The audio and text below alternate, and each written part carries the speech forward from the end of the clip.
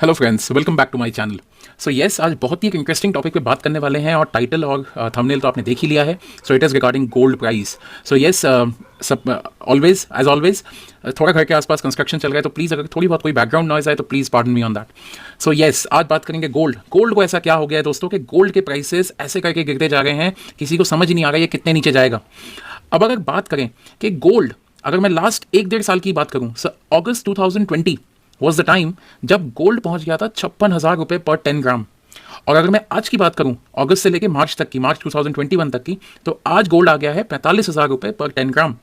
But उससे पहले मुझे थोड़ा पीछे और जाना पड़ेगा और ये देखना पड़ेगा कि जब ये 56,000 पे था तो उससे पहले ये कैसे चल रहा था। तो उससे पहले की अगर बात करें, लास्ट 1-1.5 साल की भी अगर बात करें, 2019 या 18 से भी अगर आप ले लें, तो 31,000 रुपीज़ पर 10 ग्राम ये वैल्यू बढ़ के इस टाइम के अंदर, स्पेशली ड्यूरिंग द पैंडेमिक, और पैंडेमिक जब लगा, लॉकडाउन लगा मार्च के ऊपर, and then June, August and July August के आसपास आके ये अपने पीक पे चला गया, जो कि था 56,000 रुपये पर 10 ग्राम। एंड उस टाइम पे ही हमने देखा कि अगर हम सॉवरीन गोल्ड बॉन्ड की बात करें, जो उस टाइम पे सीरीज आई थी, so yes, people were investing in gold like anything. सारे लोग गोल्ड में पैसा डाल गए थे। अब द पॉइंट इज, ऐसा उसके बाद क्या हो गया कि गोल्ड के प्राइसेस की ऐसी लंका लगी कि यस, 56,000 रुपये से गिर के आज 45,000 रुपये पे धक्के खा रहा है। और आज हर न्यूज़पेपर, फेसबुक, इंस्टाग्राम, कहीं पे भी आप उठा के देख लो, इसके हमेशा से एक न्यूज़ आ गए हैं कि और गिरेगा भाई, कितना गिरेगा। तो उसको जानने के लिए दोस्तों पहले देख लेते हैं कि ये वो 30,000 से लेके 2019 से स्टार्ट करके ये 2020 के अगस्त तक 56,000 तक पहुंचा क्यों था। तो देखिए दोस्तों, आपको ये समझना पड़ेगा कि जब भी कोई भी फाइनेंशियल इंस्टीट्यूट या कोई भी ऐसे फर्म्स जो होते हैं, जो लोगों से पैसा लेके उसको एक प्रॉमिस करते हैं कि भाई हम 1 साल में ऐसे रिटर्न कर देंगे, उनके पास इन्वेस्ट करने के लिए 4-5 ऑप्शंस होते हैं। उसमें से कौन सा आता है? मेजर आता है हमारा इक्विटी मार्केट। इक्विटी मार्केट का सिंपल मतलब शेयर मार्केट, जो हम और आप भी करते हैं। एंड सेकेंड आता है डेट फंड्स, जो हमारे गवर्नमेंट सिक्योरिटीज होते हैं, और कुछ और म्यूचुअल फंड्स होते हैं, और भी कुछ गवर्नमेंट सिक्योरिटीज, और भी कुछ प्लान्स होते हैं गवर्नमेंट के, जहां पे आप और इन्वेस्ट कर सकते हो। एंड लास्टली आता है गोल्ड। लोग गोल्ड में भी इन्वेस्ट करते हैं। तो हमेशा एक इक्वेशन देखी गई है कि जब equity markets, government bond deal, corporate bond, इनके जब वैल्यू गिरती रहती है, जब ये मार्केट क्रैश करने को होते हैं, जब इनकी वैल्यूएशन खत्म हो जाती है, जब लोगों को ये लगता है कि यार इन मार्केट्स में अब कुछ नहीं बचा, देन गोल्ड के प्राइसेस बहुत ऊपर जाते हैं। इसी रीजन से दोस्तों, जब पेंडेमिक आया था और मार्च में जब नेशन वाइड लॉकडाउन लगा, उस टाइम पे अगर आप इक्विटी मार्केट्स की बात करें, शेयर मार्केट की बात करें, तो निफ्टी 7,500 पे आ चुका था, जो इस टाइम पे आज 14,000 के ऊपर बैठा हुआ है। तो आप समझ सकते हैं कि इक्विटी मार्केट कितना नीचे आ गया था। अगर हम गवर्नमेंट सिक्योरिटीज की बात करें, एंड व्हेन गवर्नमेंट सिक्योरिटीज की बात करते हैं तो मेजर आता है यूएस की government securities. So government securities की अगर बात करें, सो अगर पेंडेमिक के टाइम पे जब लॉकडाउन हो गया और यूएस में तो सबसे ज्यादा लंका लगी हुई थी, उस टाइम पे गवर्नमेंट बॉन्ड डील 0.33 पे थे सिर्फ। मतलब जो आज 1.4, 1.5 और एक टाइम पे आगे तो 1.6 को टच करने को हो गए थे। सो आप ये समझ सकते हैं कि उस टाइम पे ये जितने भी अलग अलग फाइनेंशियल एसेट्स हैं, ये सब डूबे हुए थे।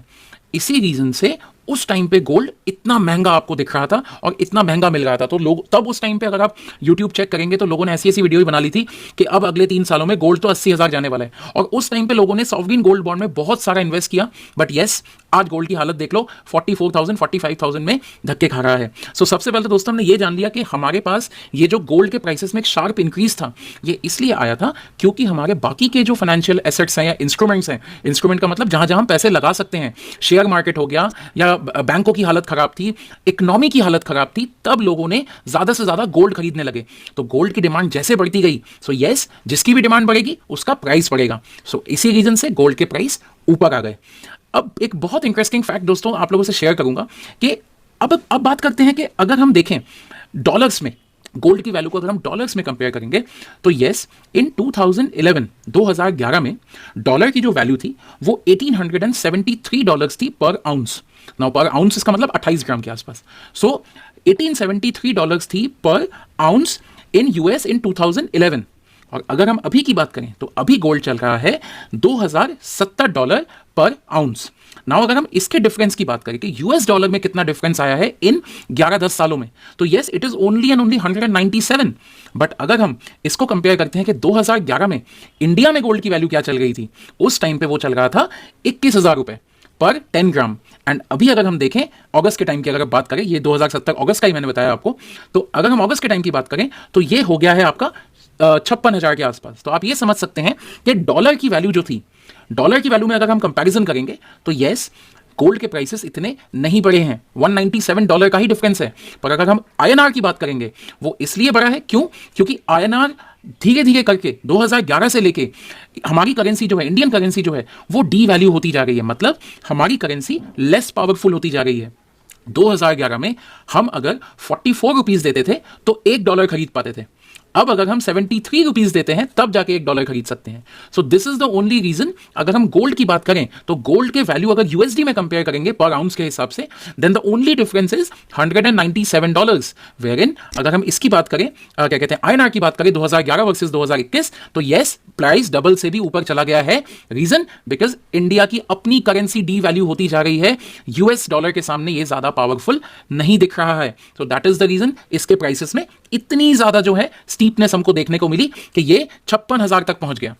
अब दोस्तों बात करते हैं कि ऐसा क्या हो रहा है या होगा, या जो भी आगे का हम डिस्कस करने वाले हैं कि गोल्ड के प्राइसेस अचानक से नीचे क्यों आने लगे। सो यस, सबसे पहला reason, so the first reason would be economic certainty. जैसे कि आपने देखा कि जब लॉकडाउन लगा था तो निफ्टी, सेंसेक्स ये सब क्रैश कर गए थे। निफ्टी 7,000 के आसपास आ गया था। पर अगर हम बात करें आज के दिन की, सो निफ्टी आज भी 14,000 से ऊपर बैठा है। तो आप समझ सकते हैं कि equity market, share market, date funds, mutual funds, इनकी जो इकोनॉमिक क्वालिटी है ये बहुत बेटर हो गई है। And that is the reason, it's again a reverse effect, कि जब हमने पढ़ा था कि इक्विटी मार्केट या ऐसे कोई डेट फंड, म्यूचुअल फंड, ये सिक्योरिटी, वो सिक्योरिटी जब नीचे जाते हैं तभी गोल्ड का प्राइस ऊपर आता है। अब जब ये मार्केट्स ऊपर आते जा रहे हैं, this is the only reason gold के प्राइसेस अब नीचे आते जा रहे हैं। अब इसकी बात करते हैं सेकंड रीजन की। Second reason would be US dollar की डिमांड। अब यूएस डॉलर की डिमांड से क्या मीनिंग है मेरा? द पॉइंट इज, जैसे मैंने कि आपको बताया, यूएस गवर्नमेंट सिक्योरिटीज की जो बॉन्ड डील थी वो 0.33% थी लॉकडाउन के आसपास, जब ये मार्च अप्रैल के पास था। अब ये वैल्यू उठ के पहुंच गई है 1.47 के आसपास। So the point is, what is happening, government securities में जो रिटर्न्स आ रहे हैं लोगों को, वो ज्यादा आने लगे हैं अब। सो लोग क्या कर रहे हैं through out the globe, and this is I am talking about, it is not only अंग्रेज लोग जो ये खरीद रहे हैं, जो बड़े बड़े फाइनेंशियल इंस्टीट्यूट होते हैं through out the globe, Russia, Argentina, Spain, कहीं से भी आप उठा ले, European markets, Asian markets, Africa में भी हैं एक दो मार्केट्स, अगर वहां से भी हम बात करें तो वो बड़े बड़े इंस्टीट्यूट भी यूएस गवर्नमेंट सिक्योरिटीज में ज्यादा से ज्यादा पैसा डालते हैं। इससे होता क्या है, जब भी आप यूएस का कोई सामान खरीदेंगे तो ऑब्वियस सी बात है आप अपनी करेंसी में तो नहीं खरीदेंगे, आप पहले उसको एक्सचेंज करेंगे यूएसडी के साथ। अब द पॉइंट इज, अगर मुझे उसको एक्सचेंज करना पड़े यूएसडी के साथ और मैं ज्यादा से ज्यादा यूएसडी खरीद रहा हूं, यूएसडी में पैसे लगा रहा हूं, तो यस, जैसा कि हमने बेसिक इकोनॉमिक्स में देखा है, जहां जिस चीज की डिमांड बढ़ जाएगी वहीं उसकी वैल्यू भी बढ़ जाएगी। सो यस, जैसे करके यूएस डॉलर्स की डिमांड बढ़ती जा रही है ग्लोबल मार्केट्स में, वैसे करके यूएस डॉलर भी ऊपर जाता जा रहा है और बाकी की करेंसीज डी वैल्यू होती जा रही हैं। और ये तो बड़ी ऑब्वियस सी बात है, अगर सारी दुनिया उठ के गवर्नमेंट सिक्योरिटीज की, यूएस की गवर्नमेंट सिक्योरिटीज में पैसे डालेगी दोस्तों, सो फिर गोल्ड में डालने के लिए पैसा आएगा कहां से? सो यस, गोल्ड की डिमांड वहां कम होती जा रही है, and this is the only reason, this is the second reason for which gold is going down. अब बात करते हैं तीसरे रीजन की। तीसरे रीजन, हमारे नए प्रेसिडेंट यूएस के जो बाइडन। सो जब जो बाइडन आए थे तो जो बाइडन ने कहा था कि यस, हम यूएस की इकोनॉमी को बूस्ट करने के लिए एक इकोनॉमिक स्टिमुलस डालेंगे 1.5 से लेके $2 ट्रिलियन का।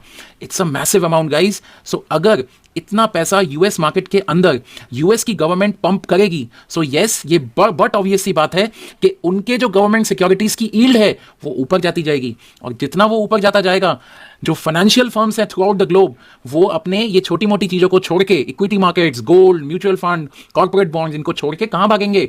यूएस की गवर्नमेंट सिक्योरिटीज में। So this is the only reason, this is the third reason for which gold की डिमांड कम होती जा रही है। And yes, as the basic of economics says, when the demand is less, the price will be less. So that is exactly happening in the market. अब बात करते हैं फोर्थ पॉइंट की, which is the vaccination drive. So vaccination drive throughout the globe बहुत तेजी से चल रहा है। अगर हम डेवलप्ड नेशन की बात करें, जिस डेवलप्ड नेशन की जैसे ही हम बात करेंगे तो सबसे पहला नाम आता है यूएस का। तो अगर हम यूएस की बात करें, वहां पे वैक्सीनेशन ड्राइव्स बहुत जोर शोर से चल रही है। तो इसका मीनिंग क्या है? वैक्सीनेशन ड्राइव को इसलिए जोर से चलाया जा रहा है ताकि इकोनॉमी को स्टेबल करा जा सके, जो इन्फ्लेशन जो कम हो गई थी उसको नॉर्मलाइज किया जा सके। So that is the reason vaccination drive is also playing a major role in the economic stability. And when the economy will be stable, when the other markets will be doing good, then yes, it is a very obvious fact that gold will go down. अब the point is, gold को basically दोस्तों use क्यों किया जाता है? अगर हम through out एक बात करें, गोल्ड एक फाइनेंशियल एसेट है। इसको दोस्तों लोग इसलिए यूज करते हैं to hedge the investment portfolio that they have. Now थोड़ी सी बड़ी बात हो गई, हेजिंग। हेजिंग क्या होती है? हेजिंग मतलब जब आप अपने पोर्टफोलियो के अंदर जहां जहां आपने पैसे डाल रखे हैं, अब जैसे आपके पास 100 रुपए हैं, अगर आपने 100 रुपए डाल दिए सारा शेयर मार्केट में, तो यस थोड़ी सी अनसर्टेनिटी बढ़ जाती है कि अगर कल को मार्केट क्रैश कर गया तो आपके पूरे 100 रुपए डूब जाएंगे। सो लोग क्या करते हैं, लोग गोल्ड को यूज करते हैं हेजिंग के लिए। हेजिंग का मतलब क्या होता है? आपके इन्वेस्टमेंट पोर्टफोलियो में उस रिस्क को कम करना। सो वो क्या करेंगे, वो 100 रुपए हैं, 100 में से 70 रुपए डाल देंगे इक्विटी मार्केट, शेयर मार्केट के अंदर, और 30% पैसा डाल देंगे गोल्ड के अंदर। सो गोल्ड हमेशा एक बैकअप प्लान रहा है एक इन्वेस्टर्स का। एंड जब हमारे बैकअप प्लान्स के जो ऑपोजिट हैं, जैसे इक्विटी मार्केट, बाकी के ये जो जितनी भी हमने अभी डिस्कशन करी, जब these people will go up, then obvious सी बात है जो हमारा बैकअप प्लान रहता है वो बैकअप प्लान दब ही जाएगा। So this is the 4 reasons friend why gold prices are going down. And yes, now if you say कि should we be investing in gold? Gold friends, it's a very very very good option to invest इन।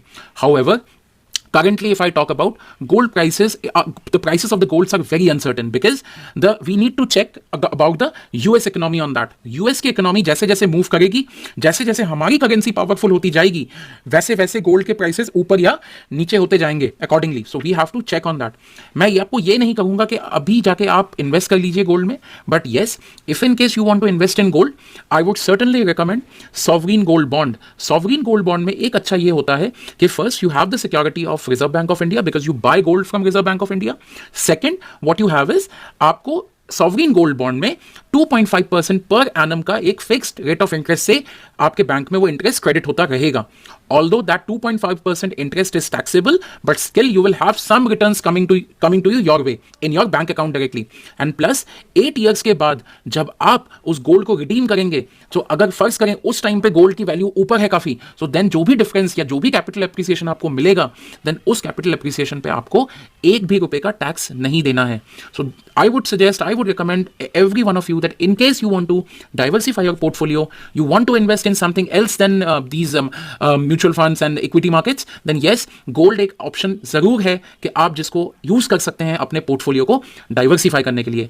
सो आशा करता हूं दोस्तों ये insights आपके थोड़े काम जरूर आई होगी, और अगर आपके ये थोड़े काम आई हैं तो प्लीज लाइक करें इस चैनल को, सब्सक्राइब करें इस चैनल को, और लाइक करें इस चैनल को तो कह ही नहीं सकता क्योंकि लाइक तो आप वीडियो को करेंगे, सब्सक्राइब करें इस चैनल को और शेयर करें अपने फ्रेंड्स के साथ जो कंफ्यूज्ड हैं कि गोल्ड के वैल्यूज क्यों नीचे जाते जा रहे हैं। Thank you so much, thank you for your time.